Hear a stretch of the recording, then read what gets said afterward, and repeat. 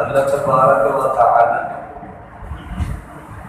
قرآن مجید فرمان حمید میں ارشاد فرمایا، یا ایھا الذین آمنوا، اے وہ لوگوں جو تم ایمان لائے ہو، اے ایمان والو، اے وہ لوگوں جو تم اللہ کو ایک ماننے کا اقرار کر چکے ہو،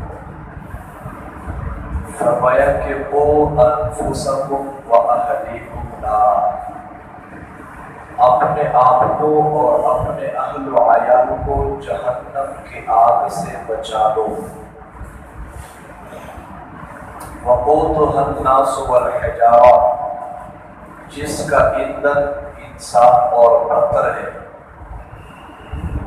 علیہا ملائکۃ غلاظ شداد، وہ ایسی آگ ہے کہ جس کے اوپر فرشتے مقرر کیے ہوئے ہیں۔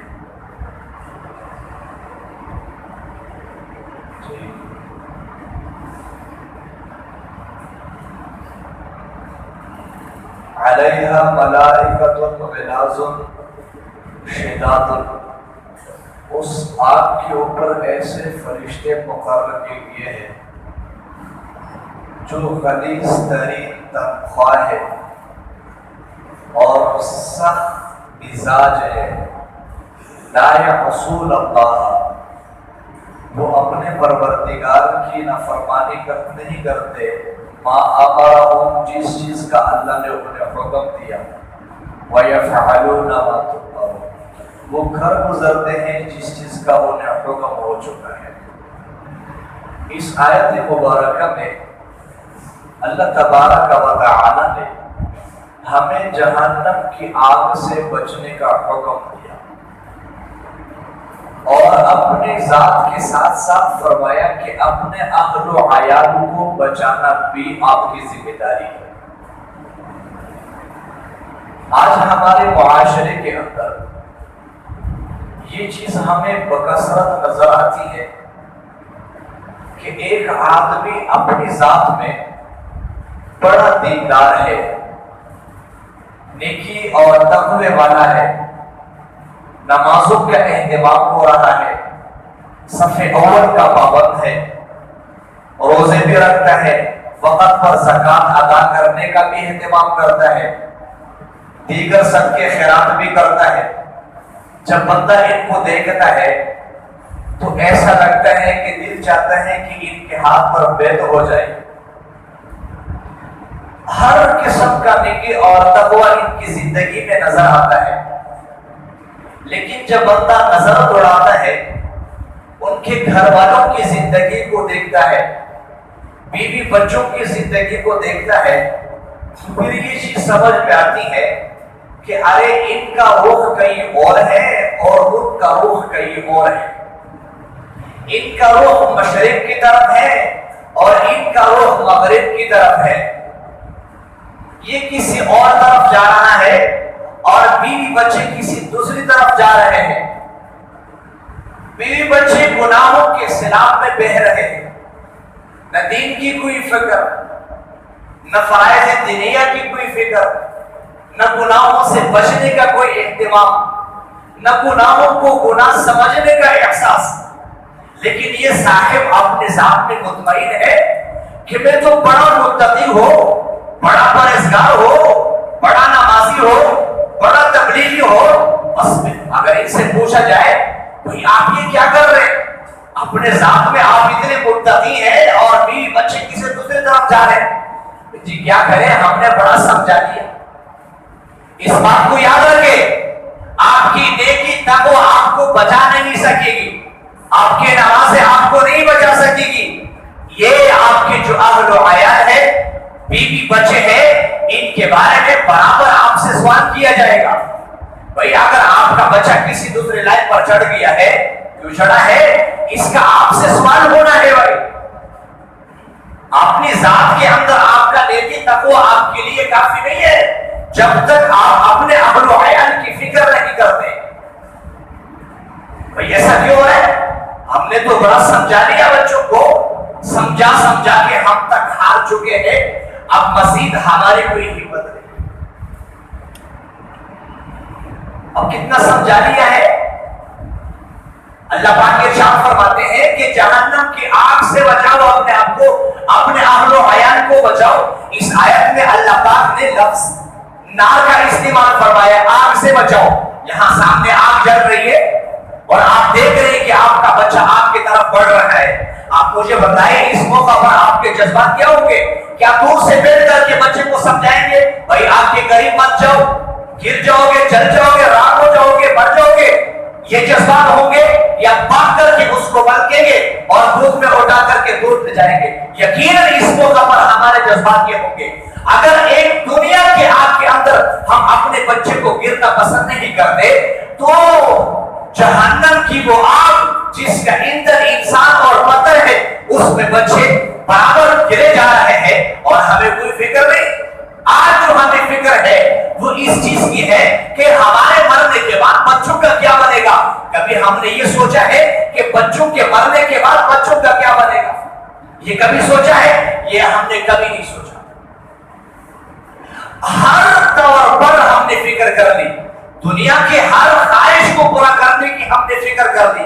اگر فکر ہم نے نہیں کی ہے تو ایک چیز ہے جس کی ہم نے فکر نہیں کی, وہ کیا ہے؟ وہ دین ہے. دین اسلام کی ہمیں کوئی فکر نہیں. اور کوئی خود جا کے تقوی اور نیکی تقوی کی زندگی اختیار کر لی تو بہت اچھا, وگرنہ ہم تو اس لائن پر ان کو نہیں لگا سکتے. یہ دین اتنا ناقابل توجہ چیز تو نہیں ہے بھائی. اگر اتنا ناقابل توجہ چیز ہوتی تو آپ نے سب سے اول کی پابندی کیوں بنا رکھی ہے؟ آپ نے گھر سے مسجد میں آنے کی زحمت کیوں اٹھائی ہے؟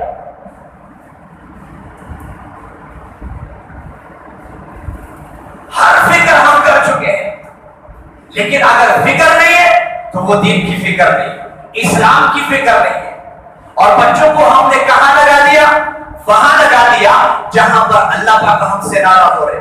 حدیث پاک کا مفہوم ہے, حدیث پاک میں آتا ہے کہ جس مخلوق کو راضی کرنے کے لیے آپ نے خالق کو ناراض کر لیا, اللہ تبارک و تعالی کل آپ کی اوپر اسی مخلوق کو مسلط فرمائے.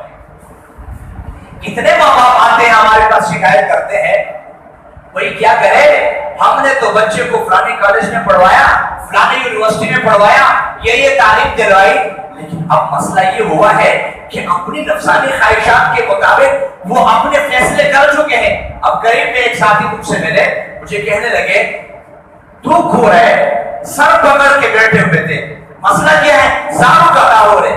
ہاں جی, ہم نے فلانی کالج یونیورسٹی میں بچوں کو پڑھایا اور ان کے خوشی کے لیے ہم نے ہر ممکن خوشی کی, ہر ممکن کوشش کی کہ ان کو خوش رکھا جائے. لیکن اب ہوا یہ ہے کہ اب ہفتہ گزر رہا ہے, ہمیں پتہ چل رہا ہے کہ ہماری بچی ہاسٹل سے چلے گی, مری میں جا کے انہوں نے اپنے مرضی کے مطابق نکاح کر کے کسی کے گھر کو آباد کر دیا.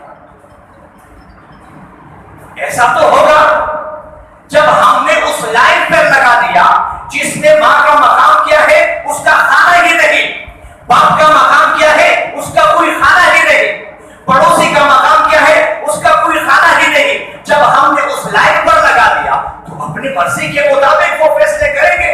اب ہمیں پریشانی اٹھانے کی کیا پریشانی, اب کرے اپنی مرضی. ایسا ہو رہا ہے بھائی.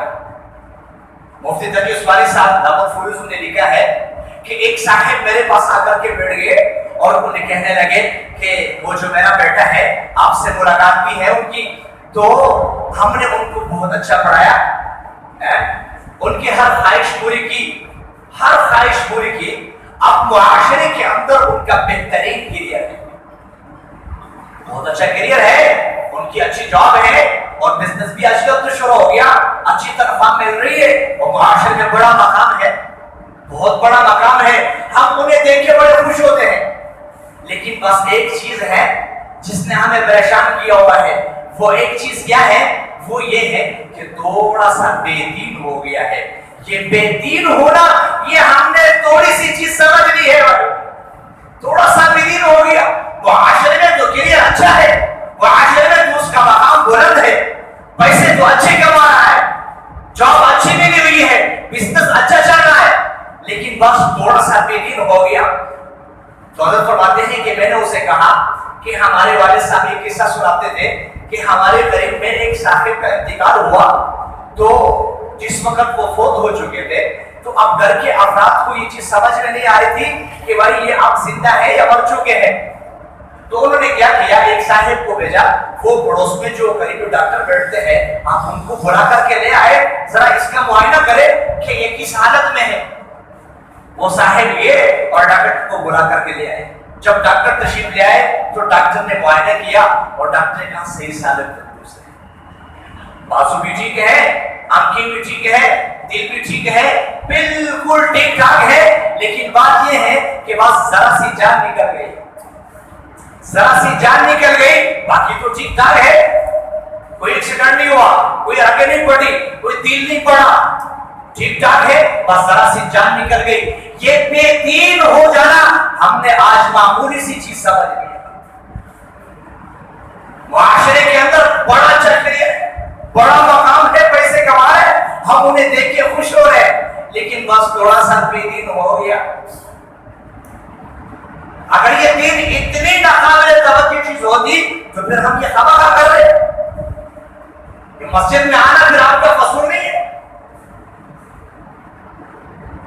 تو میں عرض کر رہا تھا کہ جس مخلوق کو راضی کرنے کے لیے آپ نے خالق کو ناراض کر دیا، اللہ پاک اسی کو آپ کے اوپر مسلط فرمائے. پہلے تو ہم سنتے تھے کہ باہر کی دنیا کے اندر نرسنگ ہوم بنے ہوئے ہیں. نرسنگ ہوم کا مطلب یہ ہے کہ جب ماں باپ بوڑھے ہو جاتے ہیں تو ان کو وہاں چھوڑ دیا جاتا ہے. ان کو چھوڑ کر کے وہ لوگ وہاں انتظام کرتے ہیں، ان کو کھانا پینا پلاتے ہیں، اٹھاتے بٹھاتے ہیں، اور جب وہ فوت ہو جاتے ہیں آپ کو ٹیلی فون کر کے وہی ان کو ساتھ.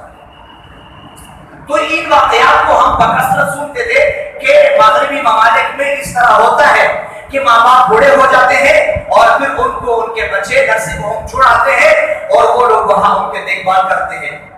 اور یہ بھی سنا ہے کہ کوئی صاحب فوت ہو جاتا ہے تو نرسنگ ہوم والے ان کو ٹیلی فون کر کے کہہ دیتے ہیں بھائی باپ فوت ہو گیا ہے تو آپ ان کا جو ہے نا تجہیز اور تکفین کا کام کریں.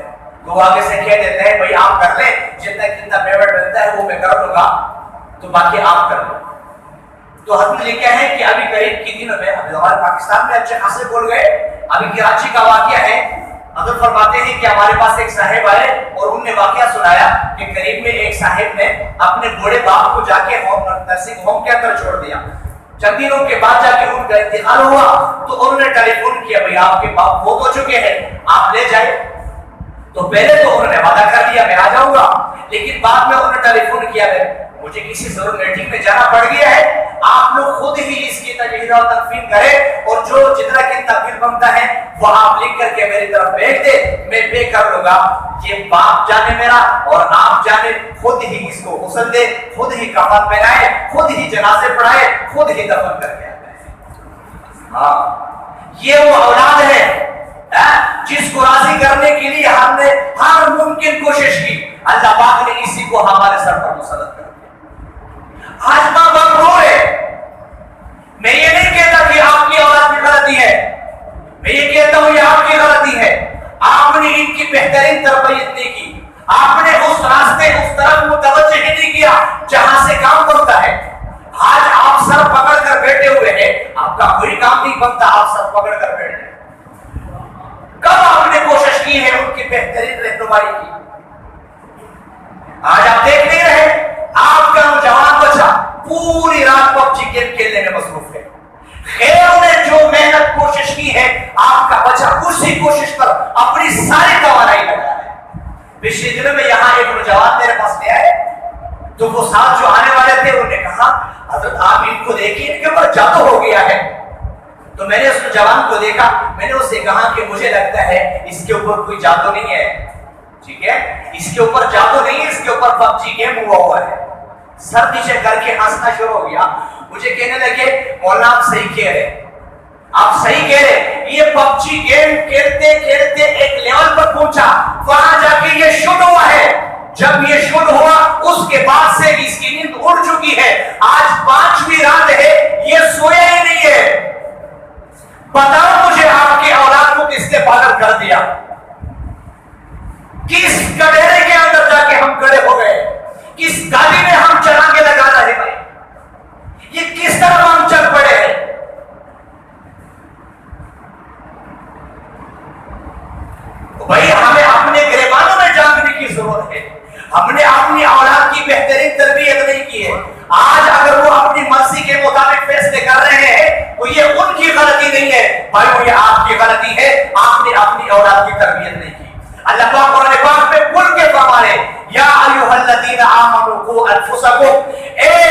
والوں اپنے آپ کو بچا لو، اپنے اہل عیال کو بچا لو جہنم کی اس آگ سے جس کا ایندھن انسان اور پتھر ہے۔ اللہ تبارک و تعالی سے دعا کرتے ہیں کہ اللہ تبارک و تعالی ہمیں اپنی اولاد کی بہترین تربیت نصیب فرمائے۔ ایک جگہ میں بیان کر رہا تھا اولاد کی تربیت، ایک صاحب کھڑے ہوئے مجھے کہنے لگے مولانا اگر میں ایک بات کر لوں آپ ناراض تو نہیں ہوں گے؟ میں نے کہا نہیں میں بالکل ناراض نہیں ہوگا، جو آپ کا سوال ہے حق بنتا ہے سوال کر لیں۔ وہ صاحب کھڑے ہوئے انہوں نے کہا کہ حضرت آپ جو بات کر رہے ہیں اولاد کی تربیت کی، سب سے پہلے تو جو اولاد کے والدین ہیں ان کی تربیت کی ضرورت ہے، ان کی تربیت ہی نہیں ہے، یہ اپنی اولاد کی تربیت کیا کریں گے؟ پھر انہوں نے کہا کہ میں آپ کو بتاتا ہوں میرے 4 بیٹے ہیں اور چاروں کے چاروں شادی شدہ ہیں اور ان کی آگے اولاد ہے، صبح کام پر جاتے ہیں، شام کو کام سے واپس گھر آ جاتے ہیں، ایک ادھر چارپائی پر لیٹ جاتا ہے، ایک ادھر لیٹ جاتا ہے، ایک ادھر لیٹ جاتا ہے، اس نے یوٹیوب کھول دیا، اس نے فیس بک چلا دیا، یہ واٹس ایپ پہ جا کے باہر ممالک میں وائس میسج کر رہا ہے۔ بچے آتے ہیں عید کر بیٹھ جاتے ہیں اور وہیں بیٹھے بیٹھے لیٹ کر سو جاتے ہیں۔ یہ ماں باپ اپنی اولاد کی کیا تربیت کریں گے؟ آج معاشرہ ہم نے اپنے ہاتھوں خراب کیا ہوا ہے اور ہم گلا کسی اور سے کر رہے ہیں۔ بڑے افسوس کا مقام ہے میرے بھائیوں، آج اگر ہم نے عزم اور ارادہ کر لیا کہ آج قرآن پاک کی اس آیت کے اوپر آج کے بعد ہم عمل پیرا ہوں گے، یا ایھا الذین آمنوا قوا انفسکم فاہلیکم نارا، جہنم کی آگ سے اپنے آپ کو بھی بچائیں گے اور اپنے اہل و عیال کو بھی بچائیں گے، تو اللہ تعالیٰ